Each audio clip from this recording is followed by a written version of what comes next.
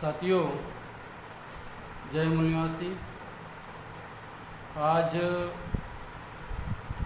मैं कुछ महत्वपूर्ण मुद्दों पर यहाँ पर अपनी बात रखना चाहूँगा।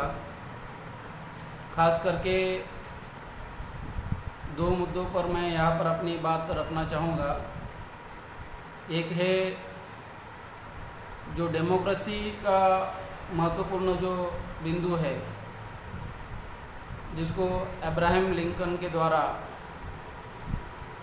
Bye the people, of the people, bye the people, for the people कहा गया।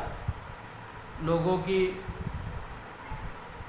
द्वारा, लोगों के लिए, ये डेमोक्रेसी का डेफिनेशन उन्होंने बताया।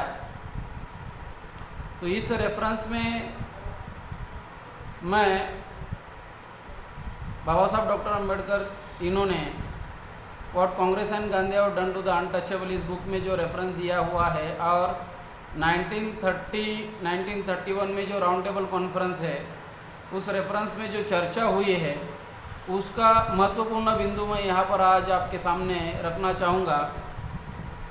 तो बिंदु, जिस बिंदु पर वो डिस्कस कर रहे थे, वो यहाँ पर मैं आपके सामने रखना चाहूँगा। इन 1930 came the round table conference. Mr. Gandhi joined the deliberation of the conference in 1931. 1930 को राउंड टेबल कॉन्फ्रेंस को बुलाया गया था और गांधी जी 1931 को राउंड टेबल कॉन्फ्रेंस में शामिल हो गए थे। The conference was concerned with a vital question of framing a constitution for a self-governing India. India को सेल्फ गवर्निंग कंट्री, अपने आप को self governing country, self rule करना है। तो इस रेफरेंस में इस बात के लिए यहाँ पर डिस्कस हो रहा था। It was unanimously held that if India was to be a self-governing country, then the government must be a government of the people, by the people and for the people. अभी ये सर्वसम्मति से ये तय हुआ था कि अगर इंडिया को सेल्फ गवर्निंग कंट्री बनना है, सेल्फ रूल करना है, तो इंडिया को इंडिया के लिए क्या पॉसिबिलिटीज़ होनी चाहिए। तो सबसे महत्वपूर्ण बात वहाँ पर ये डिस्कस की गई थी कि वहाँ of the people, bye the people, for the people, इसके तहत रूल हो।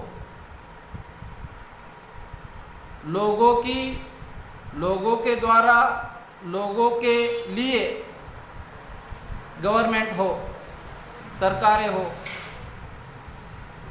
तो लोगों को खास करके यहाँ पर लोगों का जिक्र था।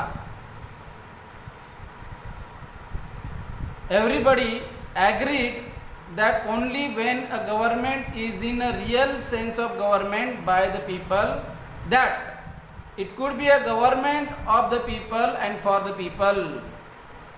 अभी ये बाय द पीपल गवर्नमेंट कब बन सकता है? लोगों के द्वारा ऐसा गवर्नमेंट कब बन सकता है? तभी बन सकता है जब ये लोगों की हो, जब ये लोगों के लिए हो। ये सरकार, ये गवर्नमेंट लोगों की हो, लोगों के लिए हो, तब जाके ये लोगों के द्वारा। इसका मतलब है बाय द पीपल कब हो सकता है? ये अगर ऑफ द पीपल है, फॉर द पीपल है, तो ही ये बाय द पीपल हो सकता है। Everybody agreed that only when a government is in a real sense of government by the people, that it could be a government of the people and for the people. अभी next इसमें यहाँ पर जिक्र किया है The problem was how to make it a government by the people in a country rent into communities, majorities and minorities who are charged not merely with the social cleavages but also with the social antagonisms. अभी India में जो परिस्थिति है, India में जो situation है, India का जो सिस्टम है, तो इसके बारे में यहाँ पर जिक्र आया है. The problem was how to make it a government by the people. ये बाय द पीपल, लोगों के द्वारा इसको कैसे चलाया जा सकता है. तो यहाँ पर क्योंकि यहाँ पर सिचुएशन ऐसा है, in a country rent into communities. यहाँ पर कम्युनिटीज़ है, मेजॉरिटीज़ है, माइनॉरिटीज़ है, और उसके अंदर क्या है, क्लीवेजेस का मीनिंग होता है, सोशल क्लीवेजेस का मीनिंग होता है सामाजिक दरार. इनके अंदर सामाजिक दरार है, 6000 टुकड़े हैं. शार्प डिवीज़न है, छोटे छोटे, बड़े बड़े, छोटे मोटे, शार्प डिवीज़न है, सामाजिक दरार है. एंटोगोनिज्म का मीनिंग होता है वैर भाव, शत्रुता. तो इनके अंदर एक दूसरे के प्रति दुश्मनी है, एक दूसरे के प्रति भेदभाव है, एक दूसरे के प्रति नफरत है, एक दूसरे के प्रति विषमता है. तो ऐसे स्थिति में सामाजिक दरार भी है और सामाजिक शत्रुता भी है, और कम्युनिटीज़ भी है, माइनॉरिटीज़ भी है, मेजॉरिटीज़ भी है. तो ऐसे स्थिति में डेमोक्रेसी को या गवर्नमेंट को, बाय द पीपल को कैसे इस्टेब्लिश किया जाए. Having regard to these circumstances, it was agreed that in India there was no possibility of government by the people unless legislature and the executive were framed on the basis of communal representation. तो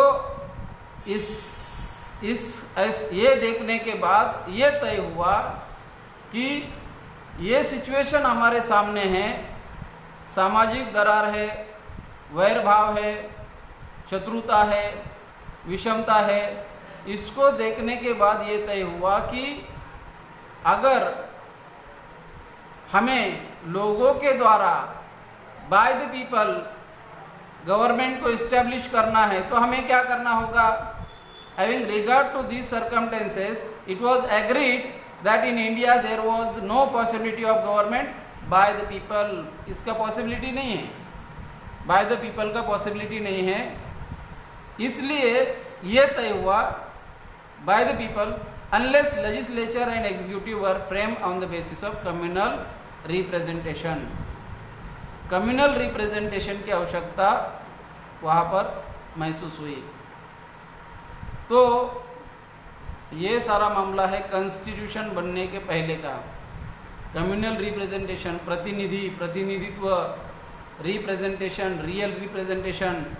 अगर हम 1952 के बाद 51 के बाद अगर देखेंगे, 51 में बाबा साहब डॉक्टर अम्बेडकर उन्होंने कहा था, पार्लियामेंट्री फॉर्म ऑफ डेमोक्रेसी के बारे में उन्होंने कहा था कि पार्लियामेंट्री फॉर्म ऑफ डेमोक्रेसी को अगर सस्टेन रखना है, कंटिन्यू रखना है, तो दो चीज़ों की रिक्वायरमेंट है. एक है स्ट्रॉन्ग अपोजिशन, एक है फ्री फेयर इलेक्शन. तो 1952 के बाद अगर हम देखेंगे इंडिया में, तो इंडिया में जैसे कि 1947 में ब्राह्मणों का जो कब्ज़ा है, जुडिशरी, मीडिया, पार्लियामेंट, एडमिनिस्ट्रेशन के ऊपर उनका जो कब्ज़ा है, ये कब्ज़ा बरकरार रखने के लिए उन्होंने ना तो पार्लियामेंट्री फॉर्म ऑफ डेमोक्रेसी का जो दो महत्वपूर्ण दो महत्वपूर्ण बिंदु है, जो दो महत्वपूर्ण पॉइंट्स है जिसके जरिए पार्लियामेंट्री फॉर्म ऑफ डेमोक्रेसी को सस्टेन रखा जा सकता है, कंटिन्यू रखा जा सकता है, ये उन्होंने कभी भी होने नहीं दिया। जो पॉइंट बाबा साहब डॉक्टर अम्बेडकर वहाँ पर एक्सप्लेन करते हैं, strong opposition and free fair and transparent election.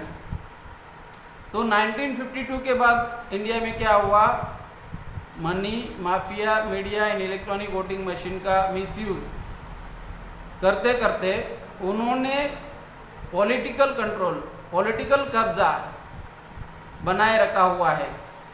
मतलब ये कि अपोजिशन अगर होगा तो उनका ही होगा। आज के तारीख में ब्राह्मणों का, जैसे कि कहा जाता है, ब्राह्मणों का 3% ब्राह्मणों का 3.5% ब्राह्मणों का 5 नेशनल पार्टीज है। तो रूलिंग भी उनका, अपोजिशन भी उनका।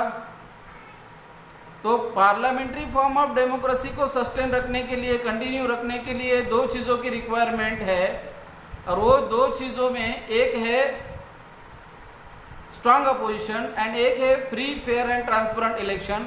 ये आज के तारीख में वास्तव में ये होते हुए नज़र नहीं आ रहा है। इसलिए हमारी समस्या उस वक्त भी बरकरार थी, आज भी बरकरार है। तो हमें आज के तारीख में हमें क्या करना होगा, हमें हमारी लड़ाई जारी रखनी होगी। जैसे कांशीराम साहब बोलते हैं, power is a product of successful struggle. Power is a product of successful struggle. हमें हमारी लड़ाई जारी रखनी होगी। आज के इस वीडियो में, आज के इस एपिसोड में मैं इतनी ही बात रखना चाहूँगा। धन्यवाद। जय मूल निवासी।